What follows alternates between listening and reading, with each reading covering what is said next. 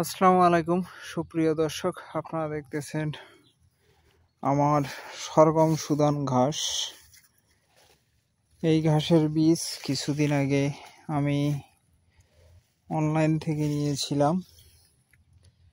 মোটামুটি আলহামদুলিল্লাহ ভালো, রোদ বৃষ্টি সার সব কিছু ভালো, ঠিকভাবে পরিচর্যা করলে মোটামুটি আর কি আলহামদুলিল্লাহ ভালো রেজাল্ট পাওয়া আশা করা যাবে। এগুলো আমার প্রায় এক বুক হয়ে গেছে, পাতাগুলো ভুট্টার পাতের মতো। তো আমি এই ঘাসের বীজগুলো সংগ্রহ করি আলিফ এগ্রো সার্ভিস থেকে। মোটামুটি আলহামদুলিল্লাহ ভালো, কিন্তু আমার ঘাসের বীজগুলো ফেলা হয়ে গেছে ঘন করে। আর কয়েকদিন থেকে ছাগল একটু ডিস্টার্ব দিতেছে, কারজানি ছাগল ভিতরে ঢুকে এই ঘাসগুলো খাচ্ছে।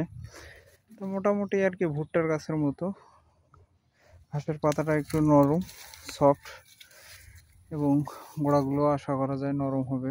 পর্যাপ্ত পরিমাণ বড় হলে বোঝা যাবে যে কি অবস্থা হয়, কিন্তু এখন পর্যন্ত রেজাল্ট যতটুকু বুঝতেছি ভালো। বীজ মোটামুটি ভালোই বাইর হয়।